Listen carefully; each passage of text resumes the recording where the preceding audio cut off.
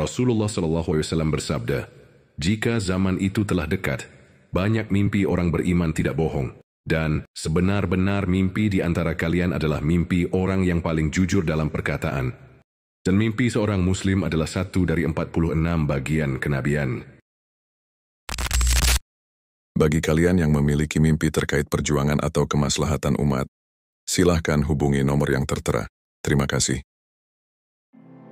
Disclaimer, mimpi ini terjadi sebelum memutuskan untuk beruzlah di Bukit Lebah. Malam itu saya berdoa dalam hati, memohon petunjuk kepada Allah. Ya Allah, jika tinggal di Bukit Lebah itu baik bagi kehidupanku, baik untuk agamaku, duniaku dan akhiratku, maka permudahlah aku menuju ke sana. Tetapi jika tidak, maka jauhkanlah. Singkat cerita, saya mendapat sebuah mimpi. Saya bermimpi berada di suatu tempat seperti area parkir motor. Di sana ada jalan bertangga-tangga yang berbelok-belok, dengan pagar kayu di kiri dan kanannya. Kemudian, saya masuk dan berjalan. Tiba-tiba saya mendengar dan melihat dari belakang ada beberapa orang akhwat di area parkiran itu. Mereka sedang mencari-cari tempat yang aman untuk dijadikan tempat tinggal. Saya mendekati mereka dan bertanya, "Kalian mau kemana?" Mereka menjawab, "Kami sedang mencari tempat yang aman untuk tempat tinggal." Saya kemudian berkata, "Ayo ikut ke tempat yang saya tuju. Hanya saja, syarat untuk tinggal di tempat itu adalah harus siap menjalani kehidupan seperti Khadijah dan Fatimah." Mereka terdiam dan berpikir sejenak lalu menyanggupi. Setelah itu saya persilakan mereka berjalan lebih dahulu dan saya mengikuti dari belakang.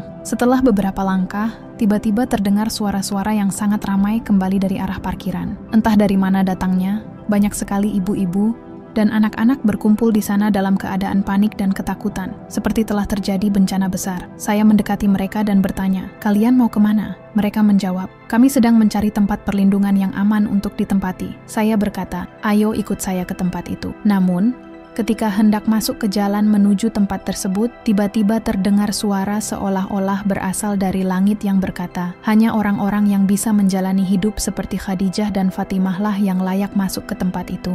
Mereka pun terdiam dan tidak jadi masuk, sedang memikirkan syarat tersebut. Sebagian dari mereka menyanggupi dan saya persilakan masuk lebih dahulu. Sebagian lain tetap diam di tempat parkir, dan sebagian lagi memilih pergi mencari tempat lain. Setelah tak ada lagi yang ingin masuk, saya pun menyusul masuk, mengikuti orang-orang yang telah masuk sebelumnya. Kemudian mimpi itu berakhir. Takwil, doa istikharah dan mimpi sebagai jawaban langsung. Dalam Islam, mimpi yang hadir setelah doa istikharah seringkali menjadi bentuk petunjuk ilahi, mubasyirat. Mimpi ini secara jelas mengonfirmasi bahwa tinggal di Bukit Lebah adalah pilihan yang baik bagi Mbak Nur, namun disertai syarat ruhani dan ujian. Parkiran dan jalan bertangga dengan pagar kayu. Parkiran adalah tempat persinggahan sementara, melambangkan dunia. Jalan bertangga dan berbelok menunjukkan bahwa perjalanan menuju uzlah itu tidak mudah, penuh tahapan dan belokan, ujian serta proses. Pagar kayu mencerminkan batas-batas syariat dan adab yang harus dipatuhi. Akhwat yang mencari tempat aman. Mereka adalah simbol jiwa-jiwa perempuan mukminah yang sedang mencari keselamatan di tengah zaman fitnah. Ajakan Mbak Nur agar mereka ikut ke tempat tujuan menunjukkan perannya sebagai pembuka jalan atau penunjuk arah bagi perempuan lainnya. Syarat harus seperti Khadijah dan Fatimah. Ini adalah kode ruhani yang sangat dalam. Khadijah melambangkan pengorbanan dukungan terhadap perjuangan Nabi dan keteguhan dalam kesetiaan. Fatimah melambangkan kesucian, kepasrahan, dan keberanian dalam kesederhanaan. Syarat ini bermakna bahwa tempat uzlah akhir zaman bukanlah untuk orang-orang biasa, melainkan untuk perempuan yang memiliki kualitas ruhani tinggi, seperti dua tokoh agung itu, ibu-ibu dan anak-anak panik setelah bencana. Ini menandakan fase krisis besar, bencana sosial, politik, atau alam yang akan datang. Ketika itu terjadi, banyak orang akan mencari tempat perlindungan. Namun Allah menegaskan melalui suara langit bahwa hanya orang yang siap menempuh hidup zuhud dan sabar yang akan diberi tempat di kawasan perlindungan ilahi. Reaksi beragam terhadap syarat Khadijah dan Fatimah. Sebagian menerima, sebagian menolak, sebagian ragu. Ini adalah tapis ruhani. Hanya yang benar-benar berjiwa ikhlas, kuat, dan siap berjihad ruhani yang akan bisa masuk.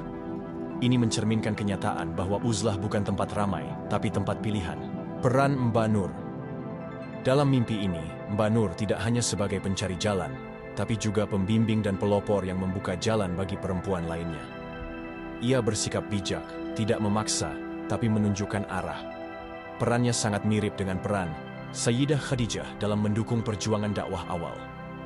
Kesimpulan, mimpi ini adalah mubasyirat istimewa yang menegaskan bahwa Allah telah membuka jalan bagi Mbak Nur menuju tempat suci penuh perlindungan, isyarat dari Bukit Lebah, jika ia siap menjalani hidup seperti Khadijah dan Fatimah. Mimpi ini juga menjadi peringatan bagi semua muslimah bahwa keselamatan akhir zaman bukan ditentukan oleh status duniawi, tetapi oleh kesanggupan meneladani perempuan-perempuan terbaik dalam sejarah Islam.